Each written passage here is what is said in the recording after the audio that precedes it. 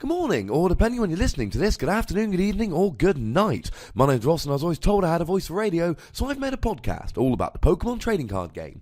And you're listening to PTCG Radio. This week we've got some exciting news, including the reveal of those Generations cards we've been talking about for a few weeks now.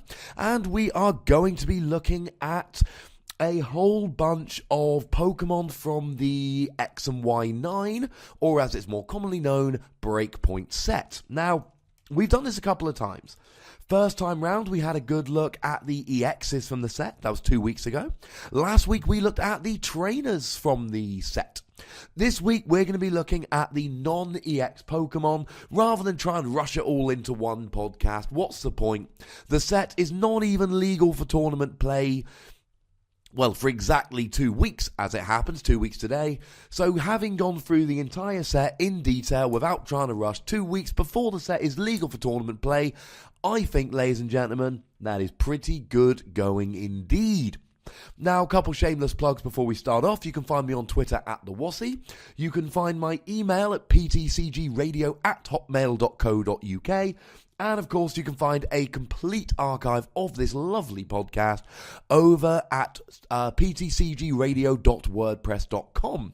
And might I also recommend that you go and subscribe on iTunes. This is very easily found. Search PTCG Radio. Google it if you will. You'll find the iTunes nice and simply. Heck, if you really want to heighten your odds, let's say, why don't you Google PTCG Radio iTunes? Just an idea. Now, the one plug I do really want to give this week is for my YouTube. YouTube.com/PTCG Radio. Look at the names, ladies and gentlemen. I'm making this stuff easy for you to find. And the reason is very simple. I've recently uploaded a bunch of games from the Norwich City Championship. They're good. I think I did a decent job with the commentary. So check those bad boys out. But what I really want to bring your attention to is that I'm starting to do a new series, Pokemon TCG History, where I'm going through old sets that have come and gone and telling you what the actual top 10 cards in each set were. Starting off this week, I uploaded it just yesterday, top 10 cards from the set Heart Gold, Soul Silver. And I think these things are going to be pretty good because either you were playing at the time and there's a nice little nostalgia trip going on, or you weren't playing at the time and you get to go and see a whole bunch of information about some cool old cards. Now, I uploaded it yesterday. We're up to 320 views. That's pretty good. This is a kind of thing, though. You don't have to be a big player to play this. You can be a more casual fan, or you can be a bit of a collector. This is a video, I think, which will appeal to people other than those who are really focused on playing competitively today. So what I'm asking is, can you share this video around? Tell your friends, tweet out a link, pop it up on Facebook, or like it on YouTube, or whatever, ladies and gentlemen. I would really appreciate if you would do that for us. So go to youtube.com/PTCG Radio. It's very simple. If these videos, and these videos take, an average commentary video will take about an hour to put together. It's very easy to edit up. I record the commentary and then I stick the names on a splash page and render it. These other ones, however, they take it's probably a good 2 to 3 hours to do a 20-minute video. They take a lot more time and effort. I'm cool doing it, but if I get a little bit of love, a little bit of help along the way, if you guys could show the love, and of course, if there is a particular set you'd like a top 10 of, let me know. It will happen. So, that's my little plugs out of the way. Now, I didn't get to a Pokemon tournament this last weekend. I was tempted to go down to Weekend Warlords in Loughborough. Ironic, really, because I lived in Loughborough for 4 years. And for many of those 4 years, at least the last 2, I was playing Pokemon rather seriously. And there were no Pokemon tournaments in Loughborough. The closest was when I went to Ripley in Derbyshire, which was only, with good traffic, 1 hour away from my house. Yeah. Now I'm gone. Now they do Pokemon tournaments. I wasn't able to go. A very good friend had a fairly short notice 30th birthday party, and when a good friend has a 30th birthday party, you go. So I didn't go, and I don't have a report for you, but I just want to give a quick shout out to Weekend Warlords. Lovely, lovely people. When they saw that I tried to register but not followed the instructions properly, my own fault, they found a space for me and they agreed to let me record. They are lovely people. I was very sad to miss it, but I will be back. In fact, next weekend, by which I mean a week and a half, I'm going to the ECC. Oh yes. And this time it is on. I'm testing a whole bunch of decks. It is on. So a couple of little news bits first of all. I believe it's the St. Louis, Missouri stream. I think that's happening. A regionals over there is being streamed from the US. Now it is in a week and a half, the same weekend as the European Challenge Cup over in Arnhem in the Netherlands, which is unfortunate for me because I quite fancy sitting down and watching that stream. But actually, I'm just going to watch it from home on the Monday, sitting down all relaxed. So that's a good thing. And I want to say Kyle Sablehouse has been added to the stream as well. So props to Pokemon first of all. They are making an effort with a stream. You look at the people doing the stream. We've got Kyle Sukovic and Jay Witts. They're brilliant. Jose Rajano, he who used to do the Top Cut as well. Very deserving.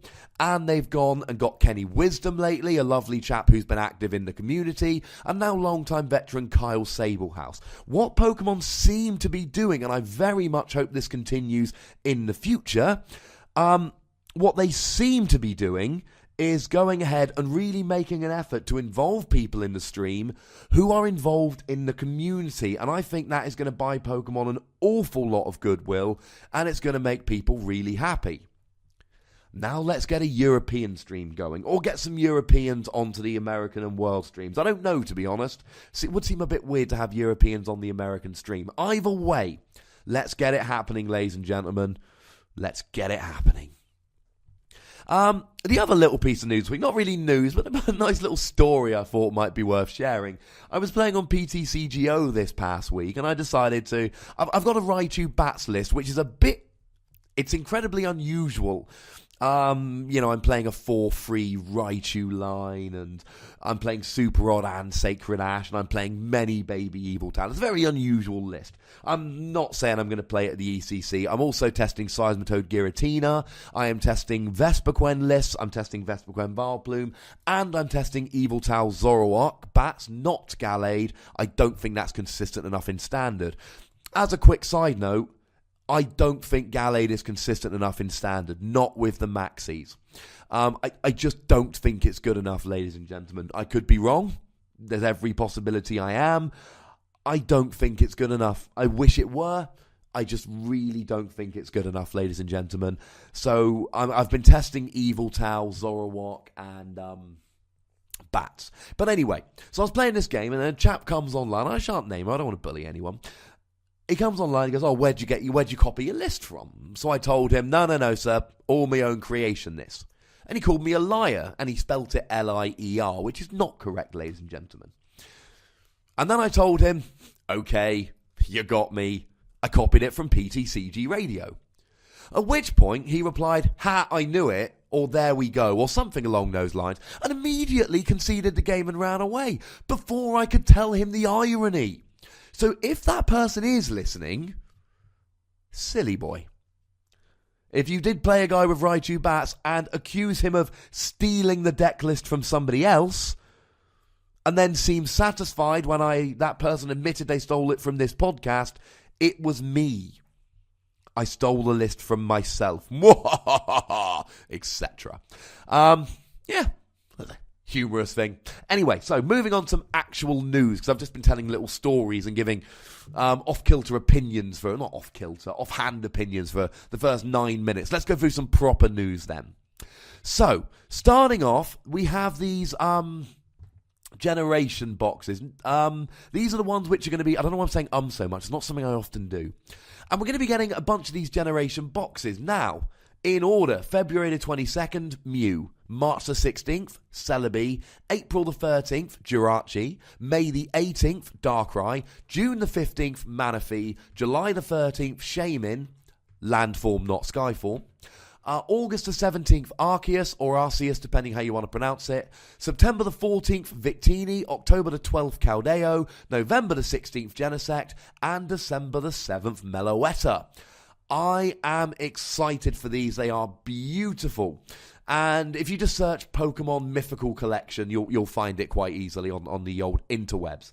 And you get a couple packs of generations, a promo card prominently displayed, and a pin of the thing. I'm going to be honest, ladies and gentlemen, I'm going to have a shelf. I'm going to buy all of these, and they're going to be lined up on the shelf, and it's going to look beautiful. Now, we've got pictures of the first 6, them being, what we got? We've got Mew, Celebi, Jirachi, Manaphy, Shaymin, and Darkrai. None of them are particularly playable. Mew we've seen before. The Celebi is not particularly good. The Jirachi is nothing particularly amazing. I mean, none of them are particularly good.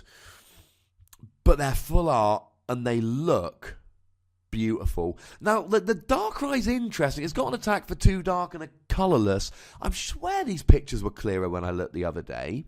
It does either 60 or 80 damage, and it puts them to sleep, but they flip 2 coins and only wake up if they flip both heads. I.e., they've only got a 25% chance of waking up. It's still not particularly good, but it's an interesting attack, and similar to Darkrai's we've seen in the past. The whole flip 2 coins if either is tails, the Pokemon does not wake up. That's not actually a new thing for Darkrai. It's something that we've seen before. It's weird how this has come around on Darkrai again. I mean, it's a little bit strange, but, you know, hey-ho. There we go. It was Darkrai Level X. This was when Level X is at 100 HP. And he had actually pretty much the same attack. 2 dark and a colourless, except it did 40 damage, which was a little bit less. They're asleep. Oh, no, sorry, this was much better. I do apologise. Flip 2 coins. If either of them is tails, they're still asleep. But it went one step further. If both of them are tails, the defending Pokemon is knocked out. So they had a 50% chance of staying asleep, a 25% chance of waking up, and a 25% chance of being knocked out. I'm going to be honest, ladies and gentlemen, that Darkrai Level X, it saw a bit of play here and there. It was, and this is going to sound an odd phrasing, it was a popular rogue for a little while. It was a deck that people liked to play as something a little bit different. So yeah, the generations, these mythical Pokemon, they're not particularly playable, but we need them to be? I would argue not. We got some whole new sleeves coming around. I'm not going to dwell on these. Some of them are beautiful, some of them aren't. But, you know, if you buy Japanese sleeves, you're going to see them. If you don't, you're not. It's as simple as that. The Charizard box is coming out. Remember, we've got these boxes in addition to the mythical Pokemon boxes. It's going to come with a Charizard EX promo, a Jumbo promo, a card holder for your favourite Pokemon cards, and a code card. So promo, giant promo, and 4 packs, essentially. Now, the American version will come with a Charizard figure. That's just mean. I'm going to be honest with you. I want the figure. But hey-ho. The Charizard EX looks like a reprint of the one from Flashfire. The good one, I should add. The one that does 150 for 4 energy or 60 for free. And much nicer full art artwork. It is beautiful. So there we go. Something to consider. It's not up there with the mythical Pokemon boxes, but it still looks kind of cool. In little news, Japan's Pokemon Center is reopening. Whoop whoop. But it's probably only going to ship to Japan, which just makes me sad. Because the US Pokemon Center, I had a look there the other day, and they've got things like Apprentice Pikachu or Intern Pikachu. Pikachu in a business suit with a briefcase. Tell me, as a business teacher, I don't need a Pikachu with a briefcase on my desk at work, and I will tell you you are naive at best and a liar at worst. I need that Pikachu, but they don't ship to the UK. I feel like I'm ragging on Pokemon a lot today. I'm honestly not. But, you know, European commentators would be a good idea. Pikachu in a business suit sitting on my desk would be a good idea. And actually, while Pokemon are in the middle of releasing Pokken Tournament in a month, doing these mythical boxes, which are things of beauty, expanding and doing, you know, Pokken Tournament play, and running a stream from St. Louis, Missouri, using exclusively people who have really put the time and effort in to get in with the community, I assure you, I am on a loving Pokemon high right now, which is probably why I sound so cheery on the podcast, because, you know, usually I don't sound cheery. So before we get on to looking at the Pokemon from BREAKPoint, let's have a look at the cards from Generations. Now, we have got a complete set list. It's not terribly inspired, but like I said, if you were expecting it to be inspired, I should say, you're going to be disappointed, quite frankly. It's not that kind of set. We're talking a Legendary Treasures kind of set, a Call of Legends kind of set for those that were playing back then. It wasn't the most inspired of sets. Still better than Unleashed. So, what we've got here is a whole bunch of reprints, a few new cards, few of which are notable, and some pretty alternate art reprints. And, some weird, incomplete evolution lines. First thing to note, we are not, as I speculated we might, we are not getting Spirit Links for Venusaur, Blastoise, and Charizard. The set list has been revealed. It's not happening. We are not getting Spirit Links, which is sad, but we're not. Which essentially means all of these Megas instantly become unplayable before we've even bothered to have a look. When there are decks out there like Night March and like these Bats decks that can do ridiculous damage and Vespiquen so quickly, having a Mega that you have to evolve and then let your opponent have a free hit if they've got a Lysander in hand, honestly, ladies and gentlemen, it's just not happening. But let's go through the set anyway, just to have a quick look. Venusaur EX, 40 damage, 80 if you hit heads for a grass and double colourless is overpriced. 80 plus Poison and Sleep for 2 grass, 2 double colourless, 2 colourless, or a double colourless, is overpriced. Mega Venusaur, 2 grass and a double colourless, 130, flip a coin, if heads, 30 damage to each of the bench. Kinda cool, but not as good as the automatic paralysis that the previous Venusaur had. So, yeah. A previous Mega Venusaur. It's not particularly good. It's not as good as the other one. The only reason I got even mildly excited about Mega Venusaur was so that we can have a Spirit Link, because the other Mega Venusaur was really quite good. But it's a moot point. That Mega Venusaur never came out. So, yeah. Unfortunate. The X and Y, I should say, it is from where the Mega Venusaur came. Hey ho, it's just a little bit sad. So, moving on, what else do we have in Generations? Caterpie, Metapod, and Butterfree from Flashfire, Butterfree with alternate art. Paris and Parasect from Breakthrough, Paris with alternate art. Tangela and Pinsir from Primal Clash and Breakthrough, respectively, with no alternate art, just as they were. None of those cards are going to set the world on fire. There is a Leafy on EX, 170 HP, weak to fire, no resistance. Grass and a colourless, 30 damage. If heads, it does 30 more. 2 grass and a colourless, 90 damage. If there's a stadium in play, 120 and heal 30. It's not particularly good. It's a bog standard EX in a format where we've got some really good EXs. Charizard EX. Fire and a colourless, 30 damage. Attach a fire from your discard pile to Charizard. 2 fire, 2 colourless, 80 damage. Flip 2 coins, 40 more for each heads. Now, to be fair, if you hit 2 heads and put a muscle band, you're doing 180, and that's enough to one-hit KO EXs. But you've got to hit double heads, and there's a 25% chance of that happening. Whereas you can just play the Charizard from Flashfire, which is reprinted as the promo with the gorgeous artwork in our box I just told you about in the news section. And that does 150 for 4 energy without any coin flips. Now, I know this Charizard can do 10 more damage. I'd rather do 10 less damage guaranteed than 10 more damage if I can hit double heads. It's not happening. As a side note, on coin flips, I've been counting since I started back on PTCGO. My current record is 25 games, 5 coin flips won, to give a coin flip winning percentage of 20%. I shall keep you updated as the weeks go by. I like to think that we're going to get to a position where every week people are going to be tuning in going, for goodness sake, Ross, stop telling us about new cards. How's your coin flip ratio? No, I don't think that's going to happen, but it would be nice if I could have just a few people sitting on tenterhooks going, come on, tell me about them coin flips. Mega Charizard. Now, this one has potential, but there's no Spirit Link. And without Spirit Link, Mega's become essentially unplayable. As I said, if you can go back a little while if you want, if you go back to some of the podcasts when the Megas were first announced, what I said about the Megas was very simple. I said, these have a real big downside of having to end your turn to evolve.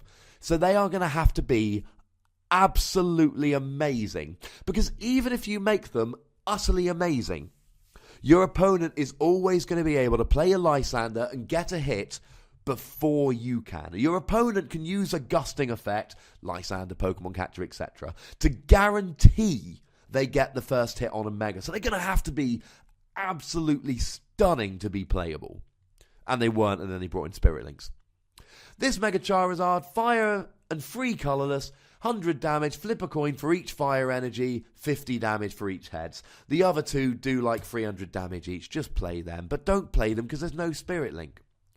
Ninetales EX, for 1 fire energy, discard a fire energy from your hand and then draw 3 cards. It involves having 2 fire energy in hand turn 1, and you can play either Fiery Torch, the item card, or Scorched Earth, the stadium, both of which do the same thing, but you draw 2 cards instead of 3, and you don't leave a 2-prize Pokemon in the active and waste your attack. For a fire and free colorless, 130 damage, flip a coin if Tails, discard a fire energy. Maybe if it was 170 damage, it would be playable. Maybe 150 with a Muscle Band, it would be playable. But then it would just be a weaker version of the Charizard EX from Flashfire that everybody's playing that I just mentioned. So what's the point? Ponyta and Rapidash reprint from Flashfire. Rapidash with alternate art. Magmar from Furious Fist with alternate art. I'm not spending any time on these cards because they've been out for a little while and nobody's playing them, quite frankly. Magmar from Furious Fist with an alternate art. And then completing the set of starters, new Blastoise and new Mega Blastoise. Now, previously, I was able to tell you about Charizard and Venusaur, but this is our very first opportunity to have a look at Blastoise and Mega Blastoise. So let's have a look. Blastoise, 180 HP, Hyper Whirlpool, Water, double colorless, 60 damage. If flip a coin, if heads, discard an energy attached to the active. It's weak to Vespiquen, which is always going to see a bit of play, especially in Expanded. And 60 damage for free energy, even with the discard, is not particularly good. Hydro Press, 100 damage, 2 water and a double colorless, 20 damage to one of your opponent's bench Pokemon. It's not terrible. It's the kind of thing that if you played it in a pre-release, you'd clean up in the pre-release. But it's not good enough in competitive tournaments. Mega Blastoise EX. Now this one has a little bit of potential. 2 water and a double colorless, 180 damage. Now we're talking. Now we've got 180 damage going on. However, flip a coin if Tails discard 2 water energy attached to this Pokemon. That's not the end of the world, ladies and gentlemen, especially with things like Max Elixir coming out in this BREAKPoint set. With a Spirit Link, this would be borderline playable, but honestly, I'd rather play Mega Gyarados. And oh yeah, did I mention Mega Gyarados has a Spirit Link? And if you think I'm talking too much about Spirit Links, it really is a case of, well, with Spirit Links, you can afford to play Megas. Without Spirit Links, you can only afford to play Megas if they are absolutely barnstormingly amazing, and these ones aren't. We've got reprints of Shelder and Cloyster from X and Y, Krabby from Phantom Forces, Magikarp from Ancient Origins with alternate art, Gyarados from Ancient Origins. Why Magikarp gets new artwork and Gyarados doesn't, I'm not entirely sure, but he is. We've got a new Vaporeon EX. For a water and a colourless, 30 and heal 30. For 2 water and a colourless, 130 minus 10 for each damage counter on this Pokemon. This isn't just an average EX. He's garbage. Don't play him. Maybe you love Vaporeon. Maybe he's your favourite Pokemon. I wouldn't blame you. He's a gorgeous Pokemon. Get a couple, stick it in your binder, get on with your life. I hope that didn't sound too aggressive. Articuno. Now this is kind of cool, because this is the Articuno from Ancient Origins, except it's gorgeous. Sorry, from Roaring Skies, I should say. Now, it's the non-ancient trait, and it's full art, and it's beautiful. But, it's still not playable. Reprint of Pikachu from X and Y with alternate artwork. Let me stop you right here. I might have mentioned this last week, but in the Generation set, Pikachu is being reprinted, and it's a pile of Pikachus. The alternate art on this Pikachu's fine, but there's one of him, not a pile of him.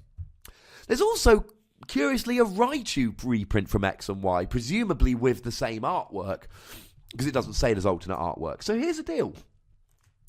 We are in a weird position where Raichu and Pikachu, these cards, have been out in X and Y, and as we're currently in the format X and Y onwards, from X and Y through to the most current set legal, that means that if we see a rotation, some sets being made not legal for tournament play, after Worlds, like we have every year bar one, I believe, at least recently, if that happens, then we end up in a situation where we lose Pikachu and Raichu.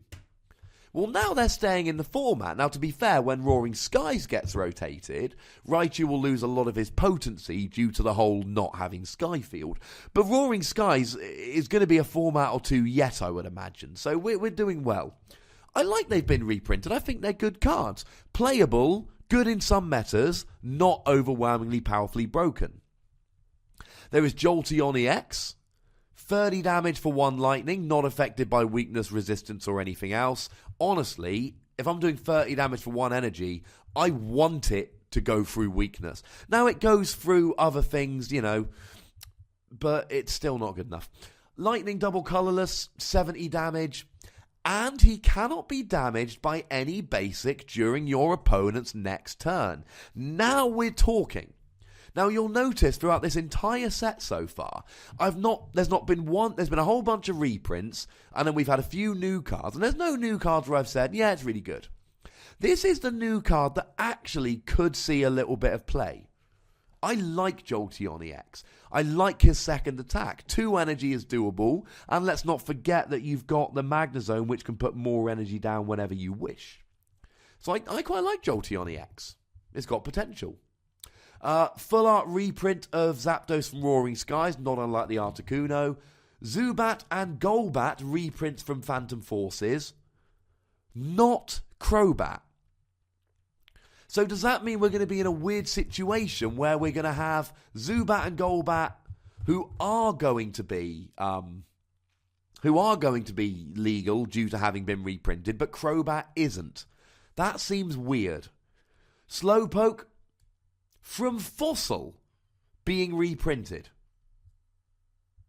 That's right. A reprint of Slowpoke from Fossil.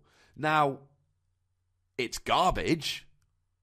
For 1 energy, flip a coin if heads, deal 10 from this Pokemon. For 2 Psychic, discard a Psychic energy attached to him and put an item card from your discard pile into your hand. I.e., it's like Junk Hunt, but more expensive, and you have to discard an energy, and you get 1 item, not 2. You see where I'm going with this. Reprints of Ghastly, Haunter, and Gengar from Breakthrough. Ghastly has a alternate art, but the others don't. And Jinx from Furious Fists. We also have Meowstic EX, ability Shadow Ear. Once during your turn, if this Pokemon is your active Pokemon, you may move 1 damage counter from one of your Pokemon to one of your opponents. Kind of cool, but only being able to move 1 and having to be active means it's going to need a really good attack. And it's not terrible. 1 Psychic, 1 Colorless, and let's remember, ladies and gentlemen, that you can use, Dimension Valley to bring this down to 1 Psychic energy, 60 damage. So you can move a damage counter from one of your Pokemon to one of your opponents and do 60 damage for 1 energy. It's not going to be great by the time you get mid to late game, but it's not bad. Now, it doesn't hit weakness or resistance, which is a bit of a problem for the weakness, but this will KO baby EXs. This will KO your Feebas, your Night Marchers, although you'll then give up 2 prizes to the next one, your Bronzong, because it goes through resistance. Or Bronzor, I should say. Your Pikachu, your Zubat, etc. This will KO a whole bunch of Pokemon, and it's got a decent ability, but it's still not great. Reprints of Diglett and Dugtrio from X and Y. Diglett with alternate art. I've always quite liked Dugtrio. He's been, 60 for 1 energy is pretty cool. He's been outpaced by things like Lucario EX and Garchomp, as we'll see in this set, but I still kind of like him. Machop, Machoke and Machamp for Furious Fists. Machop with alternate art. Geodude, Graveler and Golem from Flashfire. Golem with alternate art. And Golem EX. And I want this to be good, ladies and gentlemen. I sorely want this to be good. Golem was always one of the original 151 Pokemon that I really liked.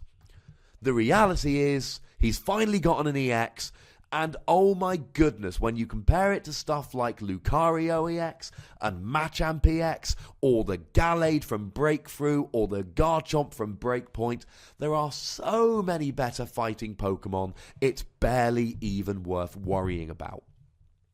Fighting Colourless, Rock Smash for 80 damage.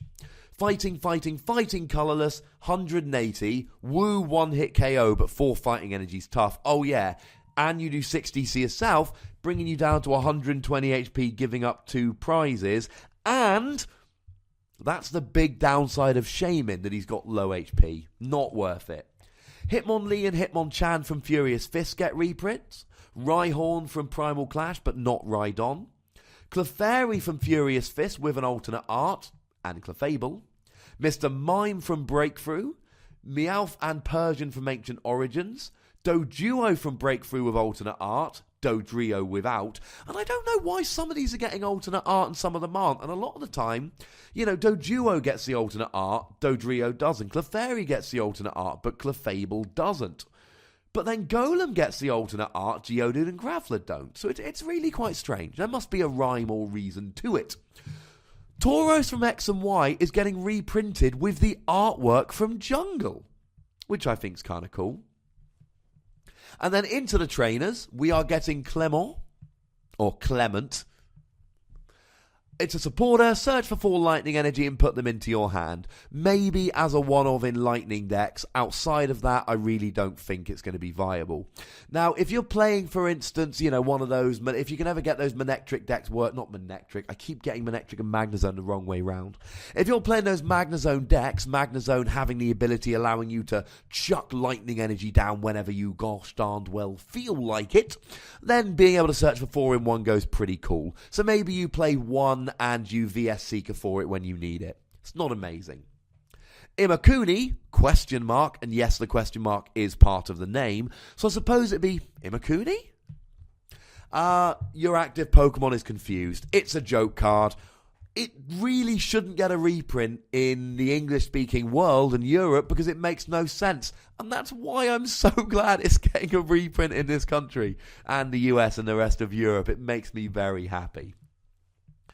Olympia, switch your active Pokemon with one of your bench, then heal 30 from the new benched Pokemon. I.e., you put something from the active to the bench, heal 30 damage, and then you put something else active. Or it's a switch combined with a potion in one supporter. I don't think it does quite enough to be playable. Most of the time you're still better off with AZ, because AZ allows you to reuse your Shaman by picking it up and reuse your Bats by picking them up. But as a searchable switch, you could do worse. I still don't think it's good. But as a searchable switch, why not? Pokemon Ball from the Pokeball from the Kalos starter set, Pokemon Center Lady from Flashfire, Pokemon Fan Club from Flashfire. And the last new card, Revitalizer. Put 2 grass Pokemon from your discard pile into your hand. Now, if you're playing like a Vespiquen deck, and you're playing it with Forest of Giant Plants, I can see the point of this. I really can. I like the idea of it. You can just go and get a Combee and a Vespiquen and play them straight down in one go, because Forest of Giant Plants is that stadium that allows you to evolve whenever you feel like it. So that's kind of cool. And then we got red card from X and Y, Shauna from Phantom Forces, Team Flare Grunt from X and Y, double colourless energy from Phantom Forces, and a funky reprint of all the energy with a weird banded pattern. Whew. Lots to go through. I'm not going through the Pokémon collection or the second Radiant collection. I went through them the other day. You can go back to my podcast from a couple of weeks ago for them. So let's sum up this generation set. It's a set for collectors. There's a bunch of new EXs, there's a bunch of alternate art reprints. There's also a bunch of reprints that are really good for new players. Zubat and Golbat and Pikachu and Raichu spring to mind. They are quite good little reprints. And then if you get to the trainers and supporters, you know, we've got reprints of Crushing Hammer, Energy Switch, Evo Soda, Max Revive, Maintenance. I might have missed a couple of them first time round. I think I did, actually. There we go. There were the 5 I missed first time round. Pokeball, Pokemon Center Lady, Pokemon Fan Club, Red Card, Shauna, etc. So for new players, they can get some cards which will help them to build decks. For collectors, there's some fancy new EXs. If you are only interested as a serious player, and I hate to say it, but the only new card I can really see having any potential here is Jolteon EX. And if that makes me sound... Oh, Meowstic, I suppose, isn't terrible, but I don't think it will see much play. If that makes me a terrible person, then maybe I'm a terrible person. If you're a collector, this is an awesome set. Collect it. If you're not a collector and you're only worried about really playing and trying to be the very best like no one ever was, I don't think this is really going to be the kind of set you should be prioritizing. So, let's spend the last 25 minutes or so of this going through the non-EX Pokemon from BREAKPoint. Now, I'm not going to go into great detail about a bunch of these. I'm just going to pick out some of the ones which I really like the look of. So, starting off, Meganium. Ability. If this Pokemon's remaining HP is 50 or less, its attacks do 70 more damage. Now, here's the interesting thing. For 2 grass and a colourless, it does 50 damage, and usually that would be underpowered. But you heal the same amount of energy that you did. So if you're down to 50 HP, then that means you're now doing 150 and healing yourself completely. It's a stage 2, and we've got Forest of Giant Plants to evolve it up quicker. I don't think it does enough damage, and it's easily played around. Just make sure you never leave it with 50 HP or less remaining. It's not a great card, but I kind of think it's got a little bit of potential. I don't think it's great, but I think it's the kind of card that's fun to have a play with at League. Now, one card that's not particularly good, but I kind of enjoy it, is Lilligant. It's got 1 attack, which I care about, Boo-hoo for a grass energy, and it's a stage 1, but it's a grass, so we got Forest of Giant Plants. 20 damage. If your opponent attaches an energy card from his or her hand to the defending Pokemon, so if they switch, this no longer happens, during his or her next turn, that Pokemon will be asleep. Now we've got, I think, the all-night party, the stadium that wakes you up and heals 30, so not as bad as it would have been before that's released. But 20 damage, and they can't attach an energy without going to sleep, I quite like. 80 HP, stage 1, doing 20 damage, I do not like. What could, and I don't think it will, but we've got Durant. Now, Durant, for those that remember, back in Noble Victories, there was a Durant which actually broke PTCGO this past week. What the Durant did was, for every Durant in play for 1 energy, it discarded the top card of your opponent's deck. So you played cards like Crushing Hammer to slow them down, and you put 4 Durants in play, and every turn you discarded the top 4 cards of their deck. Now, recently, when BREAKPoint was added to PTCGO, a bug occurred with Durant, where it discarded, for every Durant in play, 1 card for every Durant in play, i.e., if you had 4 Durant in play, it would discard 4 cards per Durant. So if you had 4 Durant in play, it would discard 16 cards. 3 Durant in play, it would discard 9. 2 in play, it would discard 2. 4. So that was broken, and it's meant I made a really funky Vespiquen Flareon list with less Pokemon in, but super fast with Forest of Giant Plants. The theory being, it beats Night March because you're probably getting the first one. If you go second, you'll get the first KO. It beats the mirror because if no one else plays Forest of Giant Plants, you'll always get the first KO. Because if you go first, they can attack, but they can't evolve. And if you go second, you can evolve and attack before they get a chance to attack. So I really liked all of this. And of course, it's good against Seismitoad Giratina because you're hitting weakness. And I really liked the deck. I played one game and played like an idiot and lost, but that's my own stupid fault. But then I stopped playing Expanded. There we go, quick little deck analysis whipped in for fun. I'm probably going to be playing this at some regionals coming up. I think Norwich is the first regional, so I can't go to Worlds anyway. Ridiculous Vespiquen list, ahoy. Anyway, where am I going with this? So, yeah, the theory, very simply, is it had good matchups across the board. Except against Mega decks, but then you can 2-hit KO and cross your fingers. But you can't play when Durant's doing that. Anyway, this Durant, what does this Durant do? Well, for one grass, it discards one card from your opponent's deck and does 10 damage. You ain't winning with that. But you can scrape down. Grass and a colorless, if this Pokemon has any damage counters on it, discard the top 4 cards of your opponent's deck. And you can play something like Team Magma's Hideout, which will put 2 damage counters on when you bench it. If this was for 1 energy, I can see the point of this. And, weirdly, that trainer I just told you about to put 2 grass energy back into Pokemon in your hand, that would be really good with this Durant deck. But it's 2 energy. And I don't know where that second energy comes from. If this was for 1 energy, and you could discard 4 cards if he had a damage counter on, you would see this being played.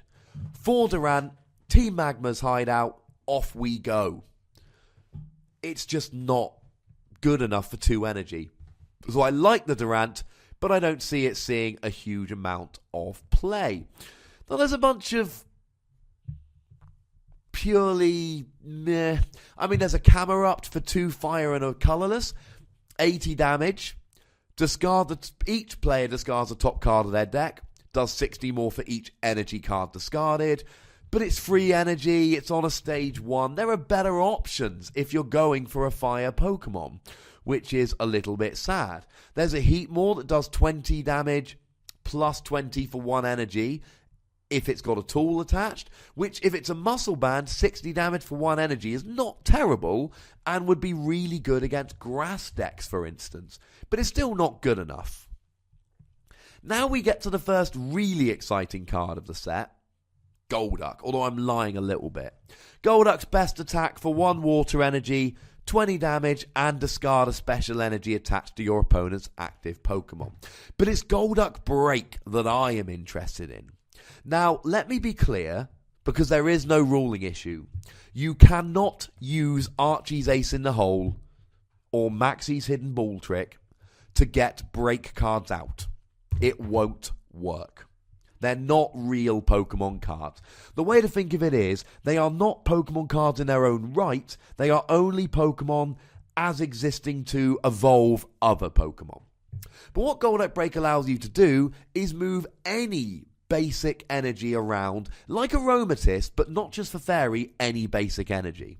You can move your energy around, you can max potion without having to discard anything, you can AZ without having to discard the energy attached to them, you can retreat a Pokemon and then put its energy onto a new Pokemon so that you never lose your energy and you can always attack, and blah blah blah blah blah. It's a stage 2 that you have to manually evolve. It's not good enough. I really wish it was. And I spoke about this at the time. And oh my goodness, if you could use Archie's Ace in the Hole in Expanded, this would be a beast. But you can't. Now, we have got a slow bro, but he's not particularly... Well, actually, no. Let me be nice. Slowbro, you can use Archie's Ace in the Hole. Walk Off Homer. Weird card to print because, well, that's a very baseball reference. And it's a very baseball reference. If you use this attack when you only have 1 prize card remaining, you win the game. Now, it's for free energy. If it was for double colorless, I would really like it, because then you could Archie's Ace in the Hole, double colorless, boom, I win. Although, as it is, you could just go Slowpoke, Wally, double colourless win. Free energy, your opponent's going to see it coming a mile off. It's not good enough. I kind of like Slowking. Again, Archie's Ace in the Hole is in play here. Once during your turn, you may flip a coin. If heads, move an energy from your opponent's active Pokemon to one of his or her bench Pokemon. I guarantee, ladies and gentlemen, that if you have this Pokemon on your bench and you flip enough heads, you will win games. Let's say, for argument's sake, I'm playing Vespiquen. I attack, my opponent flips ahead, my DCE goes on to a Milotic, for instance. Or they get to move DCEs from Yveltal to, I don't know, Darkrai or something equally uninspiring. You can really annoy your opponent with this. You can, play Headringer and then move energy off your opponent's active EX. I really like this card. I think it's going to be a nice tech. What I would say about this is... Sorry, I don't know why I paused for so long there. I got distracted. What I would say is, it's a situation where what you really want to do is any time you are playing... I don't know why it's taken me so long to start this sentence. I could go back and edit, but I think by now you know my theory on going back and editing. No, I will stick with it, unless it's really bad. And use Archie's Ace in the Hole, and any deck that does that, just stick a Slowking in. Find one space in your deck for a Slowking. Why not? There's a Cloyster that does auto paralysis if you've evolved, but 10 damage isn't enough. There's a Suicune, where as long as this Pokemon is your active, prevent all effects of your opponent's attacks except damage done to each of your Pokemon. 110 for free water energy is a bit expensive. The artwork is beautiful. And the ability's kind of cool, but it's not, it stops poison and stuff like that, but it's just not good enough. Now, we have a Seismitoad. Meh. We have a Palpitoad. Meh. We have a Tympole with Round that does 10 times the number of your Pokemon that have the Round attack. Now, for anyone that's forgotten, Round was for a little while potentially a deck. Now, what we have is a whole bunch of Pokemon with the Round attack. And it does a certain amount of damage for each Pokemon with Round in play. So, for instance, there was a Wigglytuff from Next Destinies, which is still legal and expanded, double colourless energy, 20 times the number of your Pokemon in play that have Round. And there was a Seismitoad, which was from Noble Victories, and was reprinted in Legendary Treasures, both of which are legal and expanded, not standard, 30 times the number of your Pokemon in play that have Round. Full lot of Pokemon with Round, 6 rounds, that's 180. But it's a stage 2, it's difficult to get out. And then they printed possibly the weirdest EX ever in Legendary Treasures, Meloetta EX. 30 on a basic Pokemon, 30 times the 30 damage for each Pokemon with Round in play, or on your side of the field, but for free psychic energy on 110 HP EX. That ain't viable. Too expensive, too weak. So now you could play Wigglytuff. Let's not forget you've got Wally and he attacks for a double colourless. Or you could play Seismitoad, it's a double colourless but he's a stage 2. But now you can play, and here was a problem with the Seismitoad. The Palpitoad, if I remember correctly, the Palpitoad had Round, but it was a stage 1, so it was hard to get out. And the Tympole didn't have Round, i.e. the only Pokemon that did have Round were the stage 1 Palpitoad, the stage 2 Seismitoad, the stage 1 Wigglytuff, or the basic, but very vulnerable and gives up 2 prizes, Meloetta. Well, now what we can do is we can start off with Wigglytuff using Round, and you can have Tympole on the bench, all of which have Round. And you can evolve them into Palpitoad, all of which have round. And then you can evolve them into Seismitoad, all of which have round and does 30 times. Now, it's still a stage 1 deck, so you're going to need a Wally or 2 in there probably to make it fast enough, and it still probably won't be good enough. But here's what... This is going to be the best version of round we've ever had. Because in previous versions, you only had Wigglytuff, Palpitoad, and Seismitoad, or you had to rely on Meloetta, but you could never attack with Meloetta, and it was easy bench prizes. Well, now, ladies and gentlemen, the only Pokemon in your deck, potentially, that won't have round is Jigglypuff. Now, this is only in Expanded. This deck will not work in Standard, because the next Destiny's Jigglypuff, the Black and White Jigglypuff, the X and Y Jigglypuff, and the other X and Y Jigglypuff, none of them have round. And let's not forget, you could even stick an Archie's Ace in the Hole in there, and you could use Seismitoad like that. Do I think round is suddenly going to come starting winning tournaments? No. But in Expanded, round is now better than it has ever been. And that's weird. Try it out one time. There's a new Ducklet. It's amazing. Oh my god, I want a binder full of those Ducklets. We're going to leave Greninja till the end because he's the most exciting. We have a Luxray, which is not particularly good. It can do bite 50 for a double colourless. Meh. Lightning, colourless, 100, and any damage done is reduced by 20 next turn. The only reason I'm looking at Luxray is because he has a break. Is Luxray break actually any good? 130 for 2 lightning, 2 colourless. Flip a coin until you get tails. 30 more damage for each head. 40 more damage for each heads.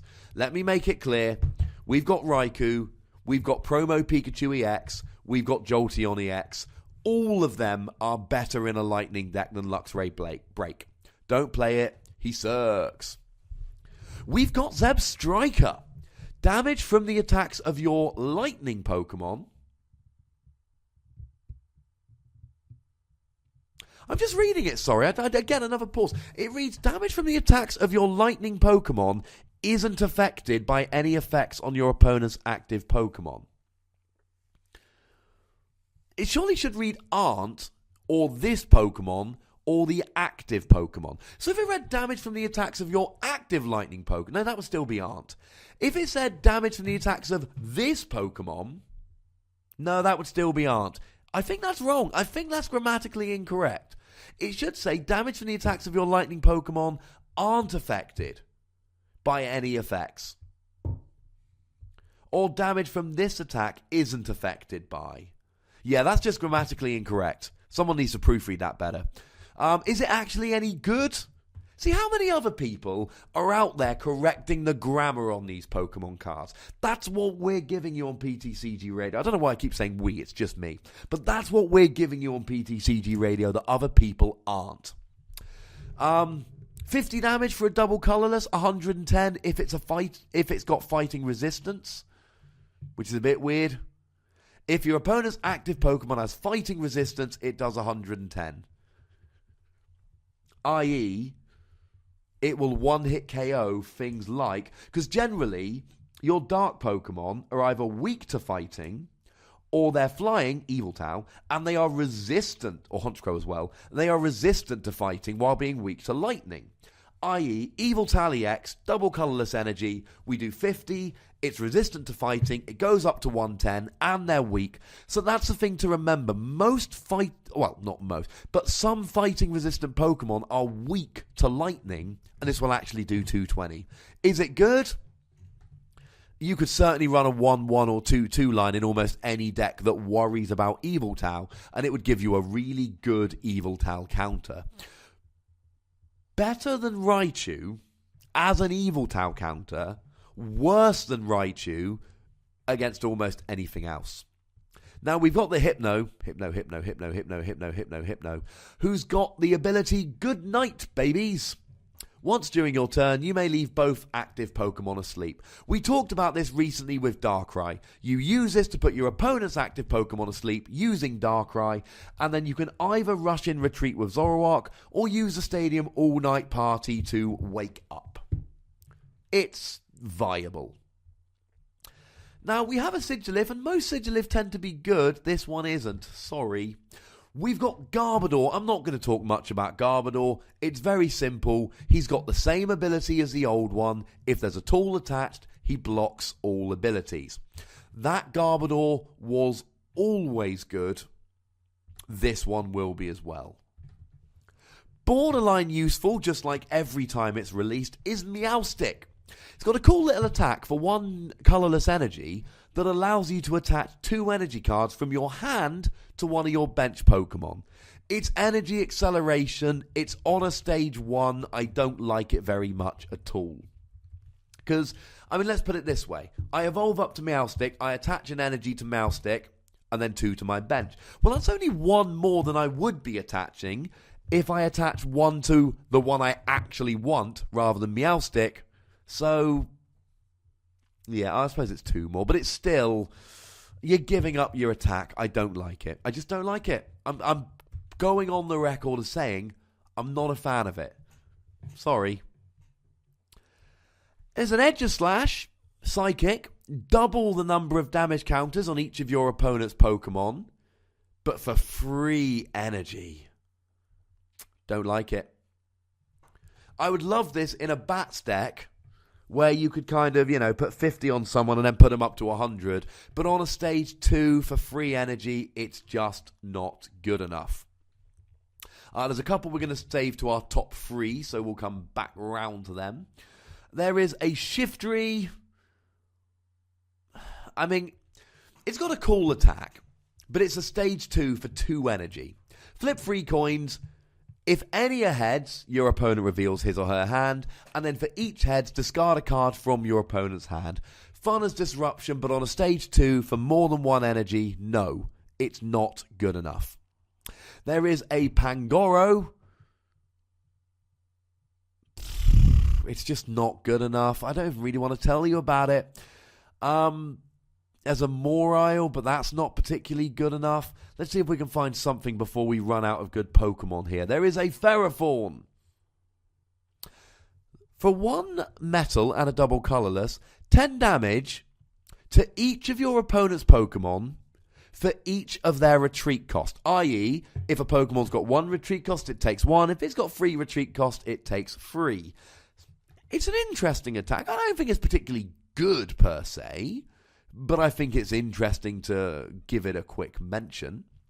There's a Clefable that for 1 fairy energy does 30 damage and really specifically stops any effects of attacks, including damage done to Clefable the following turn by Dragon Pokemon. That's right. There's an Aromatisse that does 60 damage to an EX for 1 colourless energy. If you're going after Dragon EXs, the ones that are weak to Fairy, just use Sylveon EX. It's better. Weirdly, there is 1 Dragon Pokemon in the entire set. It's Dragalge. For 1 Psychic Energy, you poison them, and it puts 4 damage counters instead of 1 between turns. It's not good, but, There's a Raticate. This Pokemon cannot be affected by special conditions. And for 1 energy, you poison them and discard all cards attached to that Pokemon, all tool cards. And then there's a Break which does Super Fang. Put damage counters on your opponent's active Pokemon until it's 10 damage left. So you would poison the opponent's active Pokemon and then use Raticate Break to kill it.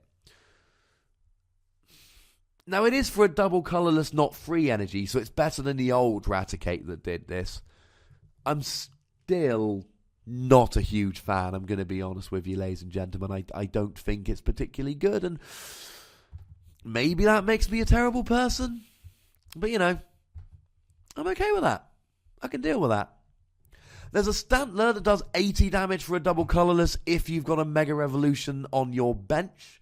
Kind of like... what am I thinking of? The cow Pokemon. Kind of like Miltank, but for Mega EXs rather than Stage 2s, and for a double colourless rather than a single colourless. Let's be clear about this. It's not particularly good. So we've gone through a whole bunch of fairly underwhelming Pokemon in both the Generation set and in BREAKPoint, so let's finish strong this week looking at the top 3 non-EX Pokemon from BREAKPoint.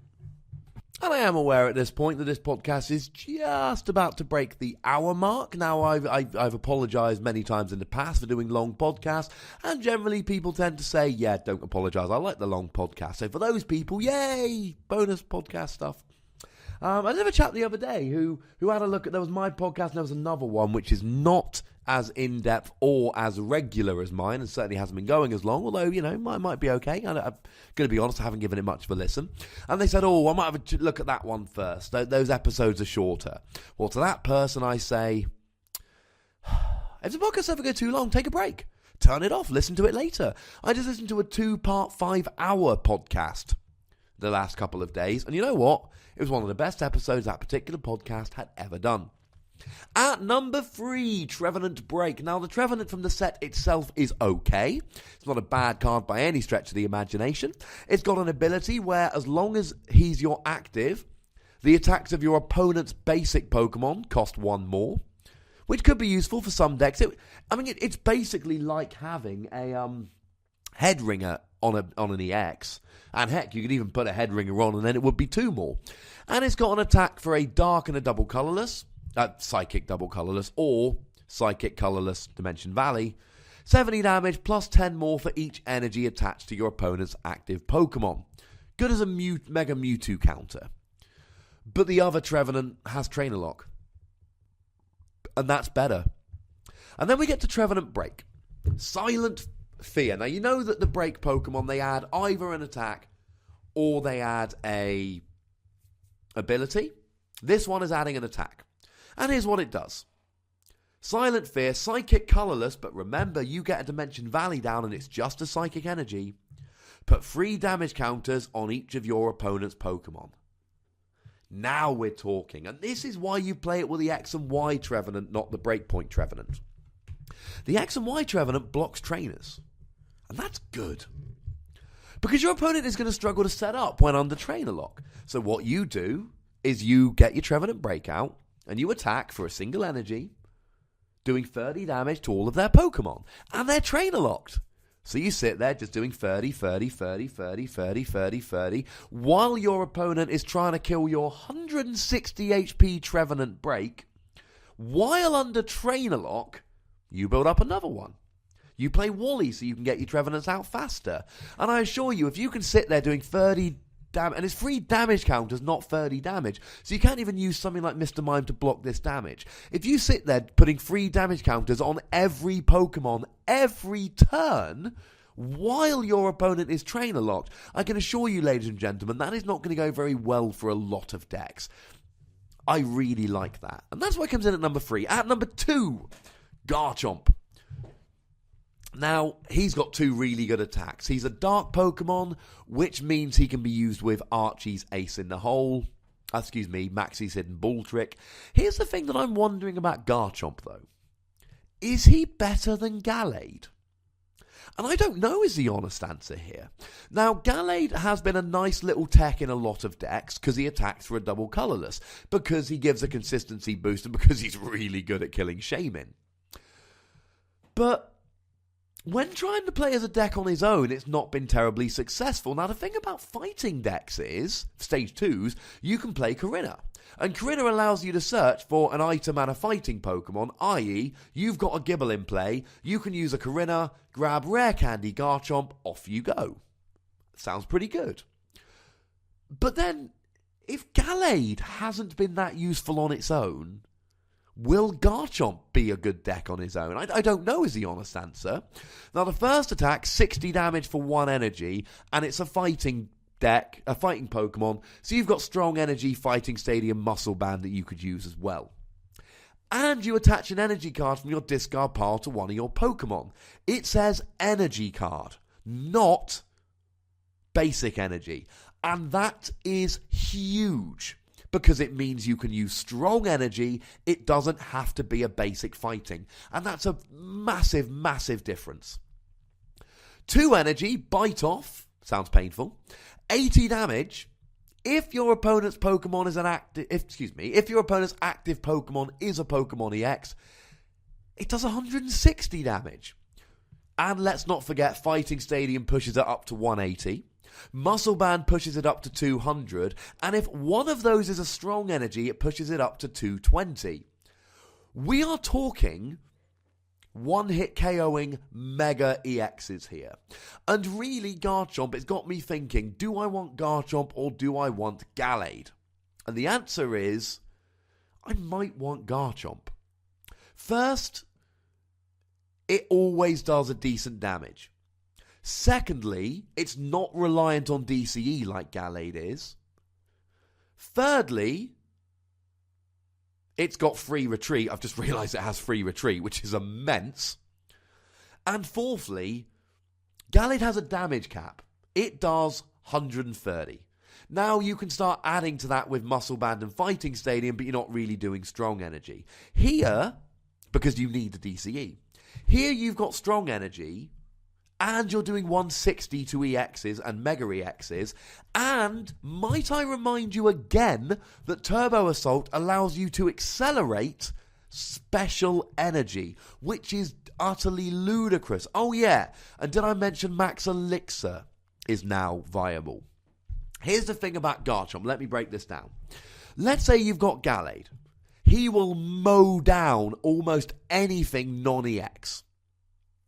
But when he comes up against an EX Pokemon, he needs a Muscle Band and a Fighting Stadium just to do 170, which is not enough for every EX Pokemon, is certainly not enough for Mega EXs. It's good, but it's not enough. Garchomp, however, the first attack is going to start running through some of these non-EX decks while accelerating energy, and the second attack can run through EX decks. And if you've got strong energy Max Elixir, for instance, you can, and it takes a lot. I'm not going to lie to you. You'll need a strong energy and you'll need a Max Elixir to hit a fighting and a Muscle Band and a Fighting Stadium. But you could potentially be going from nothing to 220 in one turn. Now that would involve an Archie's as well and blah, blah, blah. It is possible, ladies and gentlemen. I get the feeling that being a stage 2, even with Maxie's Hidden Ball Trick, and I know I've said Archie's a couple of times, I mean Maxie's. Actually, I mean Archie's or Maxie's, but I like to try and be pedantic where I can. I'm a massive pedant. I still don't think it's going to be consistent enough like Gallade hasn't been. And I want to be wrong. I would love to play this Garchomp in a tournament. And now we get to, and I don't think it's terribly close, the best non-EX Pokemon in BREAKPoint. You've got it. It's Greninja! Or to be more specific, Frogadier, Greninja, and Greninja Break. So we start off with Frogadier. He has got an attack for 1 water energy, and this is key to all these Greninja Pokemon. They all attack for 1 energy. Water duplicates. Search your deck for up to 3 Frogadiers and put them on your bench. Which means turn 1, I get a Froakie. I Wally into a Frogadier, attach 1 energy, and on my second turn of the game, I have 4 Frogadier. Now the active one's probably going to die, to be honest. But on my second turn of the game, I have got 3 Frogadier ready to go.